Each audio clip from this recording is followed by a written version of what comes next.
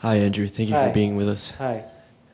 One issue I always wrestle with is once we surrender to the creative principle, as you call it, how do we know it has our best interest in mind, or how do we know that It doesn't have your. It doesn't well, have not your. I don't mean in an egoic sense, but how do we know that this creative principle has No, I can the answer. cosmos' best interest in mind? Oh. Well. How do we know if we surrender that we are acting on behalf of something, a better future? Well. Okay, so you asked two different questions here. So for the first one, you said, how do we know it has our best interest in mind? And the second was, how do we know that it has the future's best interest in mind? You could split it up that way, yeah. I'm more interested in the second question. All right, well, let me answer both. It'll help me. Okay. So the first one is that what I'm calling authentic self, or this creative principle, you have to understand it's a function of consciousness. So there is nothing personal about it. There is nothing personal about this creative principle when it is experienced at the level of consciousness. It's experienced as an ecstatic compulsion that is inherently self-liberating. In other words, you experience instantaneously your own liberation to the degree that you become aware of it or experience it, because when you are utterly captivated by this compulsion to create the future, you experience an instantaneous release from all self-concern. So that part of you and that part of me doesn't care about you. What was your name again, sorry? Paul. It doesn't care about Paul and it doesn't care about Andrew. In the same way, for example, when you experience sexual desire, and as I don't know anyway. But the point is, you will notice. Only a few people have done that here. Okay. I've felt it a couple times. But what's interesting, if you pay attention to what the experience of sexual desire is about, because often people don't really pay that much close attention to their experience. And we feel all kinds of things, but we don't necessarily pay much attention to what's actually happening. If you'll notice, because we're so identified with the ego, we compulsively personalize so much of our experience. What you'll notice is that sexual desire is a biological function and does not care about you as an individual, nor does it care about the object of your desires. You might have noticed that. Yeah. But Asking most of your girlfriends. But I mean, obviously, in the kind of thing we're speaking about, men are supposed to be more crude than women, and whether or not that's true, that's not an issue. But it doesn't matter whether there's a deeply impersonal dimension to almost every aspect of our experience. But if we look in this case at sexual desire, that the sexual desire it's something that it urgently wants. Mm-hmm. Okay, but it doesn't care about the vehicle. In this case, the vehicle is you and/or the object of your affection. Okay. Now, often we don't know this because if we often experience, in this case, sexual passion, we often feel, something really important is happening, for me, and its relationship to such and such a person, and it's most of the time a lot less true than we believe it to be. Now, when we begin to look at this same creative principle at the level of consciousness itself, when it becomes this creative passion at the level of consciousness itself that wants to create the future, that consciousness that is felt as ecstasy doesn't care about you, the vehicle, or me as individuals. What it cares about is to make manifest the unmanifest potential of the next moment. Mm-hmm. The individuals involved to consciousness itself are irrelevant. Okay, and that's where we come into this, because of course we have our Paul to say, wait a minute, there's a human dimension in all this, and that's of course what we bring into it. Now, in relationship to the second part of your question, how do you know?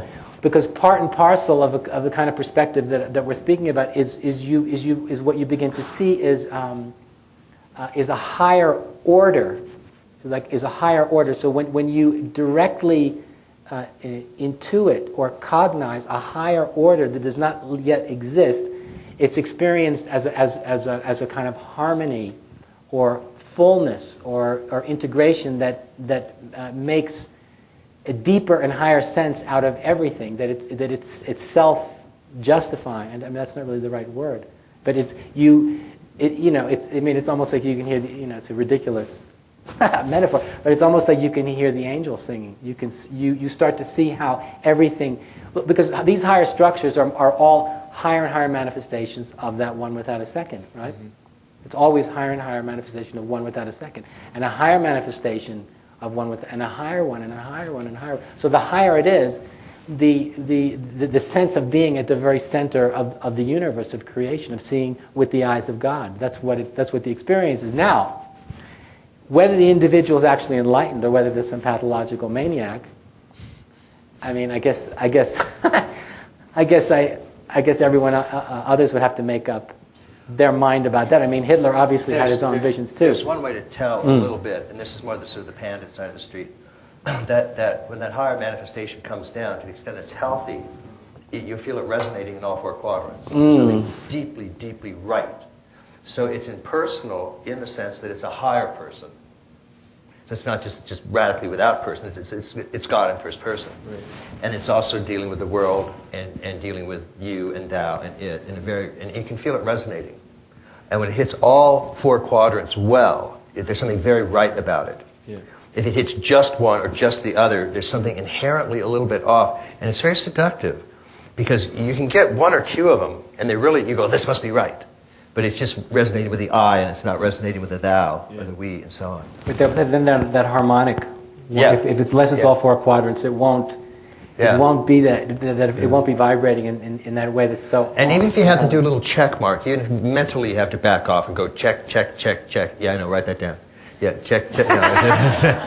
But all of us have to do that. I mean, Andrew is right on the money in terms of when it comes down and it's healthy, you feel it like that. It's this great, extraordinary sort of coming into manifestation of the next higher you. Yeah. But then you can sort of stand back and reflect on it and go, okay, wait a minute, And that's what critical reflection is for. After the fact, you want to kind of come in and give a little review process. Because that's how you can check with some of the stuff and get a little bit crazy if you... So he's speaking more like the felt side of that. Like you feel that it's right, and you're saying, okay, and it also fits the four quadrants. But it's also seen. It's felt and seen. Yeah, and I guess the best it's felt and seen as a whole. Right. Now, of course, whether it is or not, maybe we have to go through the checklist or not. Yeah. But if it's going to be what I'm describing, that fundamental integrity would have to be there in order to experience the fullness of any perspective that could be called enlightened. Yeah. It has to have that fullness or that deep or higher integration. But you know that the felt and seen, the directly felt and seen dimension of this is always going to be moving faster than your understanding of it. It's always going to be moving faster. So at a certain point, we do have to trust that even if we have to trust that what feels right is beneficial for the cosmos. We never ultimately know. Can we? We can't. Just like we can't predict the future. I I think it has to do with the level of experience and maturity. Because, for example, at the beginning, I can just speak personally, that I've been doing this for almost 20 years, 19 years or so, and when I started, I mean,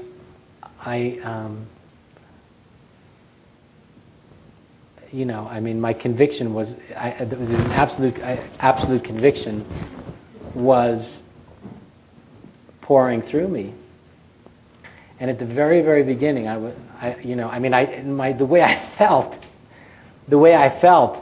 and what I believed was clear, but I did wonder, is this true? Is this true, or am I crazy? And I was questioning this, and to be honest, I still do.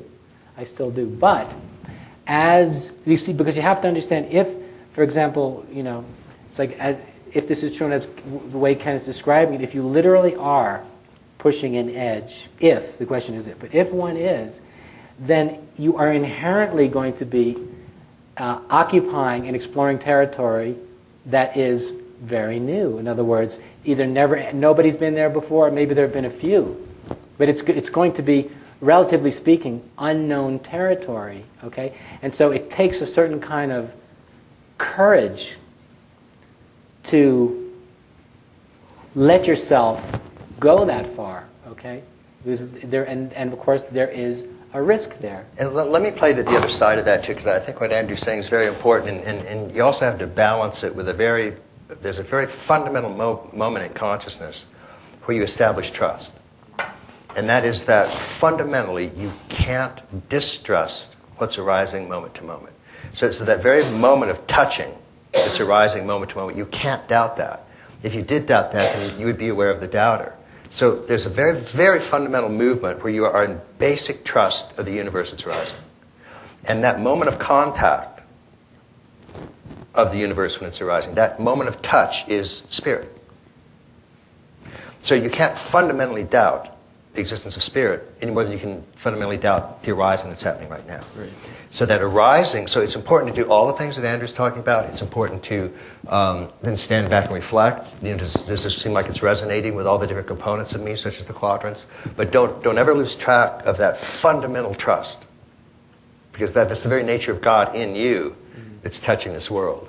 And you don't want to lose track of that. And it's very palpable. What if you live in the Matrix? What? What if you live in the Matrix? Well, good luck. Thanks, guys.